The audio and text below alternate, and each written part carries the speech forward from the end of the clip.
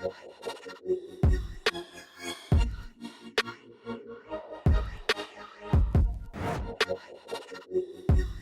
everyone, welcome back to Too Much Tech, and in today's video we're going to be taking a look at the Scuf Vantage 2, doing a full review on this controller. What do I think of it? Would I buy one? What's my experience with Scuf Gaming in the past? What's new with Scuf Gaming? What's up with this controller? Let's talk about everything you get in the box first with this controller. So they gave you like this pretty cool presentation box right here.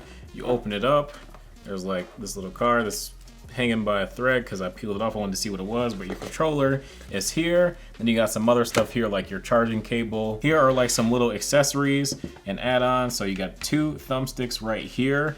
The other 2 I put on the controller. They're longer dome thumbsticks. And these 2 are some shorter concave thumbsticks. You got your Scuf Allen key if you want to manually adjust the trigger response. You got this magnetic Scuf control disc if you want to have like similar to the Microsoft Elite controller and just have a bit more range of motion on your D-pad. You've got a couple of these little rings that go where your thumbsticks are just to make sure that your thumbsticks are rotating around smoothly. So it's nice to give you extra copies of those so your thumbsticks stay nice and smooth. You got these trigger extenders right here for your L2 and R2, and that's pretty much it. Now we're gonna talk about the controller. So the controller, pretty decent. They got like this super nice rubberized texture right here. You've got all 4 remappable buttons here. This one is the wired variant, so this one does not have wireless, but it does come with a really long and a pretty sturdy cable that you plug in right there. It goes right to your PS4 PC. Like I said, I've got the longer dome thumbsticks on here. It's just my preference. Honestly, I take that back. My preference is longer concave thumbsticks, but they didn't give those to me in the box. If I wanted to buy them, I could pay like 20 bucks on Scuf's website and get them. I think it's like 18 or $16 plus shipping, and they have like a ton of these different thumbsticks that you can change out. But other than that, it's a pretty solid feeling controller. Personally, I don't like the weights in my controller, which is nice that I'm able to just take off this magnetic front plate and then I'm able to pop out the weights on the left and right side of the handles. And now my controller will not vibrate and it feels a ton lighter. Unfortunately, with it feeling a ton lighter, I did not really realize how much those weights affected how this controller felt. I take out these vibration motors and now this controller feels super cheap, and not in a good way. It loses its premium feeling when you take out that weight. And that's as far as I'll go right there because I can go on for days about that. So these trigger covers come off, and that's where your Scuf Allen key goes if you want to adjust how much motion you get in this trigger right here. These buttons, they feel like super mushy. They don't feel clicky or firm. Similar to like the Razer controller, those felt a bit more tactile and a little bit better. They were mechanical. These don't feel like the Sony controller either. I wish they just used the regular OEM Sony buttons because these do not feel as good. These side buttons right here, they're just in an awkward place for me. I'm sure I could get used to them, but I'd rather just use the main 4 paddles on the back. I did remap these just to see if I could get used to it and try using them and find some use for them, but unfortunately, I did not think that they were very useful for me. So these are very leave or take. It's cool that they're there. That way, if you want some functionality like that, it's there. I'm just glad that it doesn't get in the way of regular usage of the controller. The thumbsticks are pretty good, super smooth. In case you start to get some scratchiness on your thumbsticks, you can just swap out those rings and you should be good to go. On the back, you have your 4 paddles. If you want to slide it out, you just press up on the paddle. Super easy.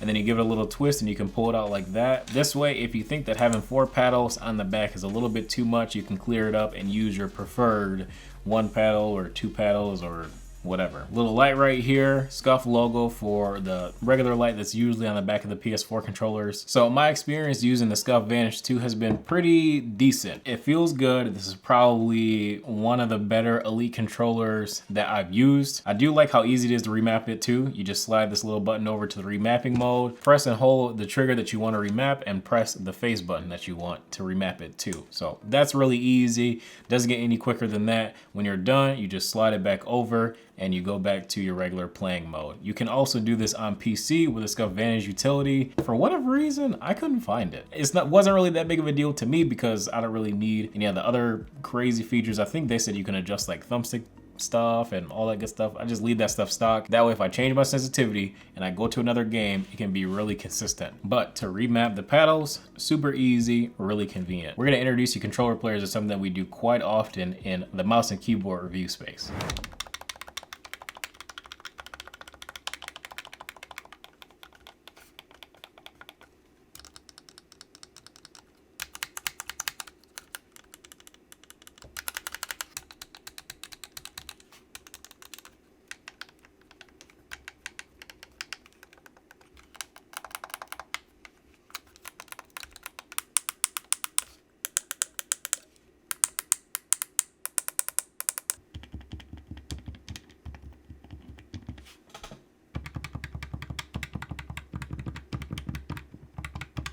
Sound test for controllers, eh?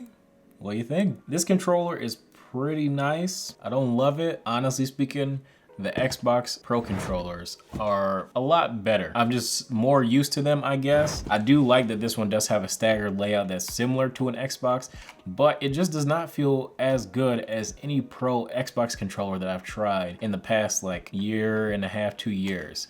I feel like the Razer Wolverine is a really good controller, solid weight balance, solid features. It just feels better than this one. The Razer Raizu, on the other hand, I like that one, but not equally as much as I like the Wolverine. The Raizu, I understand it was a wireless controller, that weight was added from the battery, but for whatever reason, the feel on the Raizu was not as good as the Wolverine. And I probably didn't mention it that much in that review because obviously it's a PS4 controller and you can't use an Xbox controller with PS4 with conventional methods, of course. The PowerA Fusion Pro feels better than this too, and so does the Microsoft Elite 2. And the Elite 2 is about the same price. Now, believe it or not, I haven't had the best experience with Scuf controllers before. I bought a lot of Scuf controllers, not necessarily saying that's a great thing because they're really expensive. They're almost $200 a pop each time. And this one is no different. Even though it's a wired controller, it still will run you $180 on Amazon. And can you get this controller straight from Scuf? You can. The thing that makes Scuf special is the customizability. You can customize the crap out of these controllers. The face plates, you can pick whatever color you want. If you have a favorite creator that uses a Scuf and they're sponsored and partnered and all that good stuff, they have their own Scuf face plate, so you can support them. You can change out the color of the thumbsticks, color of the face buttons, everything. If you want to be wireless, wired, just these controllers are so customizable. And Scufs are the OG too. Like, they were the first to really start to innovate in the custom controller space and market it really well. And when you think custom controller, the first brand that you think of is Scuf, more than likely. Maybe not now, because I know Microsoft has gotten pretty big and they pretty much got the whole Xbox market locked down, and Sony finally is getting into it this year with their back button attachment, even though that's not necessarily a one-to-one comparison. Sony just kind of did something on a whim just to see if people would like that. Maybe there's going to be a feature that's coming in the PS5 on the stock controller, we don't know. But would I personally pay $180 again for Scuf? I wouldn't. I've had too many of them, all of them, break within about a year to 14 months time. The thumbsticks, you'll have to replace them. If you play a lot, probably replace them every 2 to 3 months. And if you only like a certain kind of thumbstick, you have to buy a whole pack of other thumbsticks that you're just not gonna use. So I don't really love that, because the quality of the thumbsticks, the grip is almost unbeatable. The grip is really, really nice, but it just wears so quickly. So that worries me about the durability. And I'm not just saying this too, like I'll throw some B-roll of it up right now. Like, that is what the thumbsticks look like after months and months of use. Like those, because it was the last one I decided I was gonna buy, I'm like, well, I'm not gonna change them. Like, I just kept it because it was so expensive. I can't bring myself to throw it away, even though on the back, one of the paddles didn't work. And I only used the controller for like, I think 13 or 14 months. And the reason why I stopped is because the thumbsticks kept wearing out. And then on the back, one of the paddles start becoming unresponsive. I'm pretty sure the same thing is probably gonna happen. I don't know. If you guys use the Vantage 1, it's been over a year, almost pretty close to a year and a half now that the Vantage 1 has been out. Let me know what you think of that controller, because I had a Scuf Vantage 1. I opted not to review it because when I bought it, they were saying that there was like some update that was gonna come out. I updated it, it fixed the stick drift that it came with stock, and then after that, I didn't really love the feel of the controller. Something about this Vantage 2 feels a little bit better. I think it's really these grips.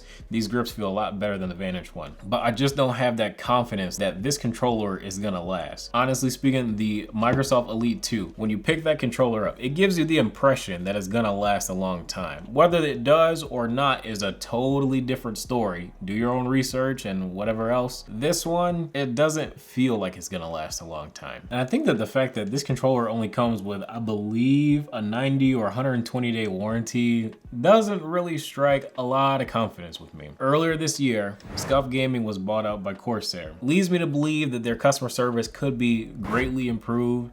Maybe Corsair will help them with their quality control. Even though Corsair isn't really that big in terms of like coming out with a ton of new and innovative products frequently like a lot of other manufacturers, one thing I will say is that Corsair's products are pretty solid and their warranty is even better. If you pretty much have any problems with it, email them, online chat, give them a call, and they resolve it most of the time. I hope things are gonna change as Corsair maybe starts to roll out a couple of things, maybe help them with production, maybe get them some better quality control and whatnot, and hopefully these will become another product that I would personally use myself. Using this was fun. It did bring back some memories when I used to play console on the regular, but unfortunately, I just did not love the feel of this controller, and holding it in my hands, I can't tell myself that if I use this thing every day or every other day and put countless hours into this controller, does this thing feel like it's gonna last? I can't tell you that, because it really doesn't. Something about it just does not feel as premium as some other Elite controllers. All right, you guys, that's gonna be it for this video. If you enjoyed, be sure to drop a like and subscribe if you're new to the channel. Let me know what your experience is using Scuf controllers. How many have you had in the past? When you bought your second, third? What was the reason that you bought the next one? Was it because the previous one failed you? Was it because there was a new game coming out and you just wanted to get a new controller? What was the reasoning? I'm curious. Drop it in the comments below. But that's all I got for you guys. Feel free to join the Discord as well. And yeah, I'll catch you in the next video. Thanks for tuning in.